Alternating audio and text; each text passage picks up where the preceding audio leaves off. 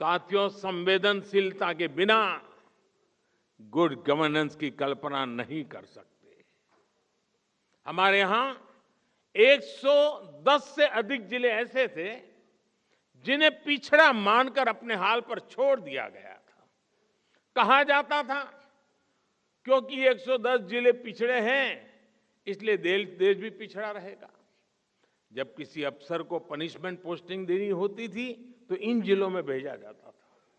मान लिया गया था कि इन 110 जिलों में कुछ नहीं बदल सकता। इस सोच के साथ ना ये जिला कभी आगे बढ़ पाते और ना ही देश विकास कर पाता। इसलिए हमारी सरकार ने इन 110 जिलों को आकांक्षी जिले, एस्पिरेशनल डिस्ट्रिक्ट की पहचान दी। हमने मिशन मोड पर इन जिलों के विकास पर फोकस किया। आज यही आकांक्षी जिले विकास के अनेक पैरामीटर्स पर दूसरे जिलों से कहीं बेहतर प्रदर्शन कर रहे हैं। इसी स्पिरिट को आगे बढ़ाते हुए आज हम आकांक्षी ब्लॉक्स प्रोग्राम पर काम कर रहे हैं।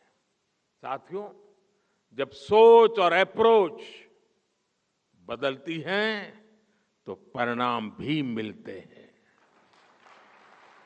दशकों तक बॉर्डर के हमारे गांव को आखिरी गांव माना गया। हमने उन्हें देश के पहले गांव होने का विश्वास दिया।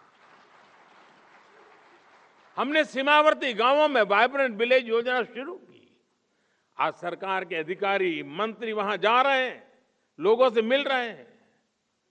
मेरी कैबिनेट के मंत्रियों को मैंने कंपलसरी किया था कि जिसको अब तक आखिरी गांव कहा गया था, जिसको मैं पहला गांव कहता हूं, वहां उनको रात्रि विश्राम करना है। और गए, कोई तो 17-17 हजार फीट की ऊंचाई पर गए। आज सरकार की योजनाओं का लाभ और तेजी से वहां पहुंच रहा है। एक गुड गवर्नेंस नहीं है तो क्या है?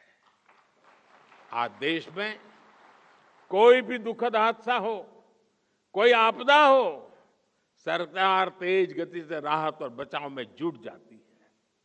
यह हमने कोरोना काल में देखा है, यह हमने यूक्रेन युद्ध के समय देखा है। दुनिया में कहीं भी मुश्किल हो तो देश अपने नागरिकों को बचाने के लिए युद्ध स्तर पर काम करता है। गुड गवर्नेंस में ऐसे ही अनेक उदाहरण दे सकता हूं। शासन में आया ये बदलाव अब समाज की सोच को भी बदल रहा है। इसलिए आज भारत में जनता और सरकार के बीच भरोसा ये नई बुलंदी पर है।